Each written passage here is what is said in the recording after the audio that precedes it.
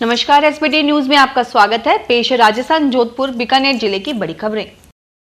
राजस्थान में विधानसभा सत्र स्थगित हो चुका है और अब विधानसभा की समीक्षा की जाएगी। गहलोत सरकार बड़े स्तर पर आईएएस, आईपीएस और आरएएस अफसरों को इधर उधर करने जा रही है। माना जा रहा है कि ये सूची इसी सप्ताह आ सकती है। इसको लेकर उच्च स्तर पर तैयारियां और फीडबैक लिया जा चुका है। प्रदेश में अगले साल विधानसभा चुनाव होने हैं। ऐसे में विधायक और बड़े नेता चाह रहे हैं कि उनके चुनावी हिसाब से मुफीद अफसरों को उनके यहाँ लगाया जाए। इसके साथ ही अच्छे पदों पर नियुक्ति के लिए अफसरों ने भी नेताओं के यहाँ अपनी लॉबिंग शुरू कर दी है। अफसर सरकार में मजबूत मंत्रियों और सत्ता के नजदीक विधायकों से अपनी अपनी सिफारिशें करा रहे हैं।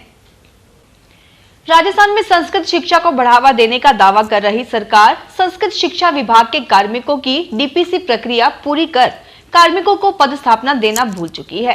पहले राजस्थान लोक सेवा आयोग में अध्यक्ष का पद रिक्त होने के कारण लंबे समय तक डीपीसी की प्रक्रिया लंबित रही। फिर विधानसभा सत्र की आड़ में विभाग ने कार्मिकों को पदस्थापना नहीं दी। नतीजा, कार्मिक बिना पदोन्नति सेवानिवृत्त हो रहे हैं। अब जबकि विधानसभा सत्र भी समाप्त हो चुका है, फिर भी उन्हें पदस्थापना नहीं दी गई है। नवरात्र के अवसर पर रेल यात्रियों को अब ट्रेनों में भी व्रत का भोजन उपलब्ध हो रहा है। आईआरसीटीसी ने चैत्र नवरात्र उत्सव के दौरान ट्रेनों से यात्रा करने वाले यात्रियों के लिए खास इंतजाम किए हैं। नवरात्र पर्व के अवसर पर यात्रियों को व्रत का भोजन परोसने के लिए मेन्यू तैयार किया गया है।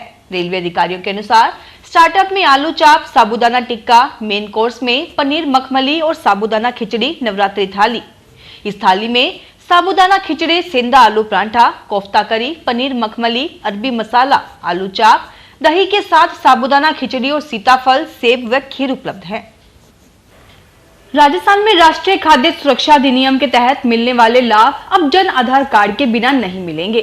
खाद्य एवं नागरिक आपूर्ति विभाग ने 30 जून तक जन आधार कार्ड और राशन कार्ड की मैपिंग कराने के आदेश जारी किए हैं। इसके बाद 1 जुलाई से जन आधार कार्ड से ही सार्वजनिक वितरण प्रणाली में खाद्य सुरक्षा के लाभार्थियों को गेहूं मिल सकेगा। विभाग के शासन सचिव नवीन जैन ने इसको लेकर आदेश जारी किए हैं। झालावाड़ जिले में करीब 33,000 परिवारों के अब तक जन आधार कार्ड नहीं बने हैं। उत्तर पश्चिम रेलवे के जोधपुर मंडल पर इलेक्ट्रिक ट्रेन चलने का सपना जल्द ही साकार होगा। इसके लिए मंडल में विभिन्न रेल खंडों में विद्युतीकरण कार्य पूरा करवाया जा रहा है। मंडल की ओर से इलेक्ट्रिक ट्रेन के संचालन के मद्देनजर करवाए जा रहे रेल विद्युतीकरण कार्य के तहत 72 किलोमीटर लूणी जंक्शन से मारवाड़ जंक्शन रेलखंड को संरक्षा आयुक्त ने हरी झंडी दे दी है। इंदिरा गांधी शहरी क्रेडिट कार्ड योजना में बिना किसी गारंटी के 50,000 रुपए तक का बिना ब्याज का लोन उपलब्ध है।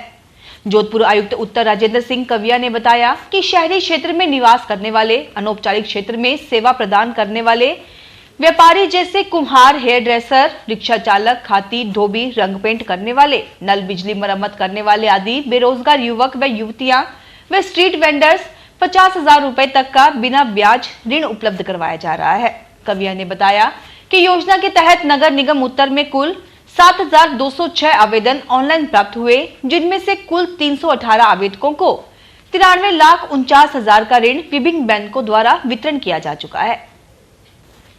दिनों दिन बढ़ रही महंगाई रिकॉर्ड स्तर पर पहुंच गई है। पेट्रोल डीजल की दिनों दिन बढ़ती कीमतों के कारण सब्जियों व फलों की कीमतें आसमान पर पहुंच गई हैं। इसके साथ ही अन्य सामान भी महंगा होता जा रहा है। लगातार बढ़ रही महंगाई के कारण आमजन पर लोड आ गया है।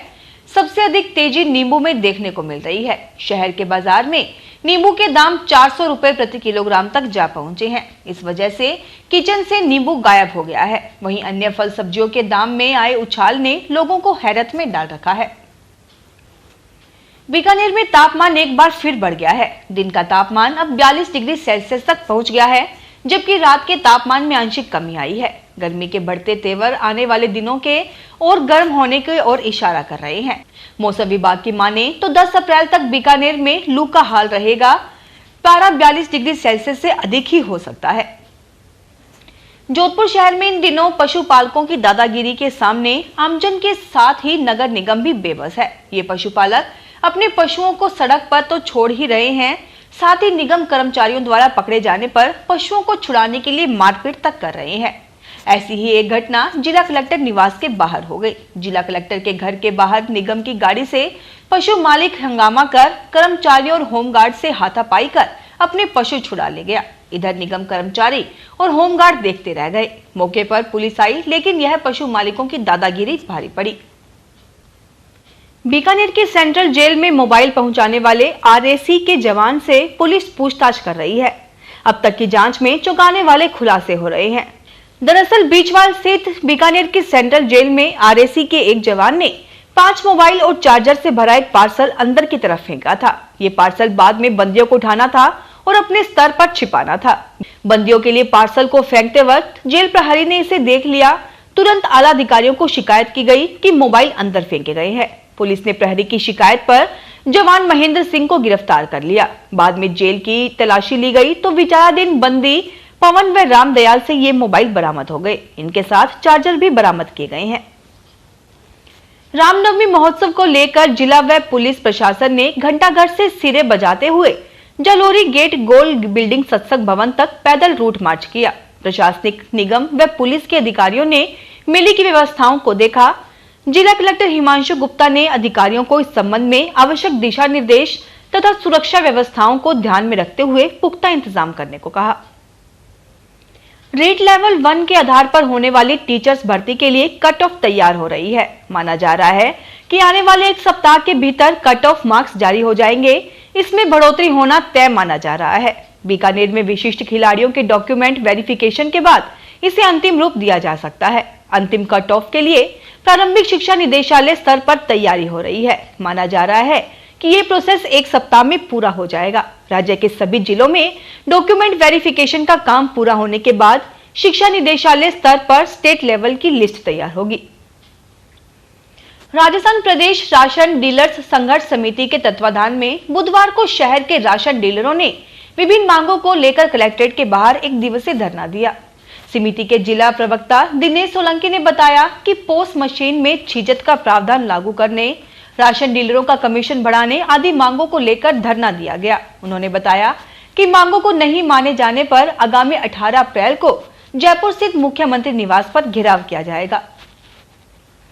जयपुर में पुलिस के प्रशासन एवं प्रबंधन की व्यवस्था के तहत अतिरिक्त पुलिस महानिदेशक मुख्यालय सौरभ श्रीवास्तव ने पुलिस कमिश्नरेट का वार्षिक निरीक्षण किया। निरीक्षण के बाद सौरभ श्रीवास्तव ने अधिकारियों के साथ मीटिंग की।